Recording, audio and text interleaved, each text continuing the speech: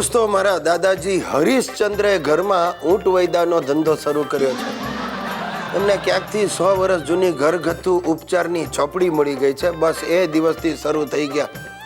રસ્તામાં, સોસાયટીમાં જે મળે ને એને ઊભો રાખે, આંખ તપાસે, જીભ કઢાવે અને પછી કાંઈક ને કાંઈક ઉપચાર એને બતાવે. અને ઘરમાં જે માણસ આવ્યો ને એ તો મર્યો જ સમજો. એનો હાથ પકડી જ રાખે, જવા જ ન દે ને. અને તરત કંઈક એને ખોડ શોધી કાઢે. એની ઉપચાર તરીકે કંઈક લાલ પીળી ગોળીઓ એના મોઢામાં મૂકીને જ પછી એને છોડે. તમે નહીં માનો, ગઈકાલે તો એક કુરિયરવાળાને કબજિયાતની ગોળીઓ જબરજસ્તી ખવડાવી દીધી. બોલો.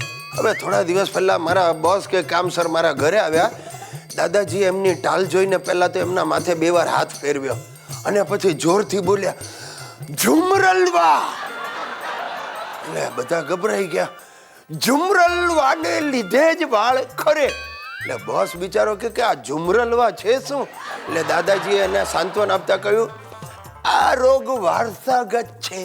તમારા બાપુજીને ટકલું હતું? એટલે મારો બોસ કે ના, મારા બાપુજીને તો મર્યા ત્યાં સુધી વાળ હતા. અચ્છા, વાંધો નહીં, તમારા દાદાજી ટકલું હતા? બોસ કે ભાઈ મેં એમને જોયા જ ને. ડોન્ટ વરી, આનો ઈલાજ મારી પાસે છે. ઝીંગબરાવડી અને રાઘવટીનું મિશ્રણ બનાવીને મધ સાથે 2 વાર ચાટો, વાળ આપોઆપ ઉગી જશે. અરે સાહેબ, હવે જંગલી નામો સાંભળીને બોસનો તો શ્વાસ રૂંધાઈ ગયો. હજી કઈ બોલે પહેલા જ દાદાજીએ એનું મોઢું આમ પકડ્યું અને 2 પડીકીઓ મોઢામાં ખોસી દીધી. સાહેબ, બોસના ડોળા ચકળ વકળ થવા લાગ્યા. મને થયું બોસ ગયા, કાલે રજા. પણ અડધી સિરિયલ જેમ પાછી ચાલુ થાય એમ બોસ ઊભા થયા. મારો હાથ પકડીને મને સાઈડમાં લઈ જઈને મને કે મિસ્ટર ગિરીશ, કઈ જાતના દાદા રાખો છો? મને કાંઈ પણ થયું છે ને તો તમને ડિસમિસ કરીશ ને તમારા દાદા ઉપર કેસ કરીશ. અરે મેં હાથ જોડ્યા, એમને કેટલો કરગર્યો, શાંત પાડીને અહીંયાથી રવાના કર્યા. અને દાદાજીને વોર્નિંગ આપી, ખબરદાર કોઈ માણસને હેરાન કર્યો છે તો ત્યારથી દાદાજી સ્ત્રીઓ તરફ વળ્યા છે. એટલે કે સ્ત્રીઓના ઉપચાર તરફ વળ્યા છે. બહેનોને જોઈને દોડે છે. કરચલી દૂર કરવાની દવા, વાળ વધારવાની દવા, ગોરા થવાની દવા પરાણે બજાડે છે. અરે 2-4 બહેનોને તો દવાના રિએક્શન આવી ગયા છે. તો પણ દાદાજી તો એમને સાંત્વન આપતા એમ કે જરાય ફિકર નહીં કરતા. શું છે આ દવા? શરૂઆતમાં ગરમ પડે પણ પાછળથી ખૂબ રાહત આપશે. અરે સાહેબ, સોસાયટીના માણસો હવે દાદાજીને જોઈને ભડકે છે. સોસાયટીમાં અમારા દુશ્મનો વધ્યા છે. અરે દાદાજી બહાર નીકળે ને ભૂત જોયું એમ લોકો ભડકીને ભાગે છે. પણ આજે મેં નિર્ણય લઈ લીધો છે. આજે દાદાજી સૂઈ જાય ને એટલે એમની આ 100 વર્ષ જૂની ચોપડી હું બાળી નાખવાની છું. પછી ભલે દાદાજી સવારે ઉઠીને મને બાળી નાખે. દેશને બચાવવા માટે કોઈકે તો બલિદાન આપવું જ પડશે. કોઈ ફોરેનથી આવે ત્યારે બહુ અંજાઈ જઈએ. એમની આગતા સ્વાગતા કરવા માટે આમ હરખ પદુડા થઈ જાય. આ મારા સાડુનો દીકરો મુકેશ અમેરિકા જઈને મેક બની ગયો છે. હમણાં અહીંયા આવેલો. અહીંયા આવીને આમ એવો રૂવાબ મારે.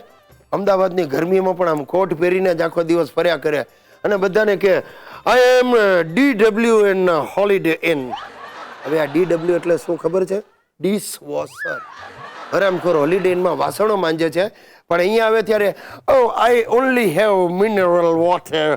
મને તમારું ઇન્ડિયનનું પાણી સૂટ નથી થતું. એટલે હરામખોર માણા વદરમાં ગંધાતી વાવડીનો પાણી પીતો તો એ ભૂલી ગયો તો. હમણાં ગયા મહિને આ સુશીલાની કોઈક દૂરની બેન છે, એટલે મારી દૂરની સાળી સુભદ્રા, એનો ભાઈ હરજીવન ત્યાં જઈને હેરી બની ગયો છે. એ એરપોર્ટથી સીધો મારા ઘરે આવ્યો.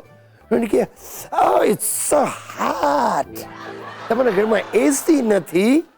આઈ don't like it, you very poor people. હરામખોર, તું સાલા ગામમાં ફાળો ઉઘરાવીને અમેરિકા ગયો તો અને અમને કે છે પુઅર પીપલ. તે મેં પૂછ્યું, હેરી what do you do there? તો મને કે I am a cleaning operator. હવે ક્લિનિંગ ઓપરેટર એટલે શું? અમેરિકાના એક નાનકડા ગામમાં પશુઓના દવાખાનામાં ઝાડુ પોતા કરે છે આ હેરી. અને મને કે આઈ એમ ક્લિનિંગ ઓપરેટર.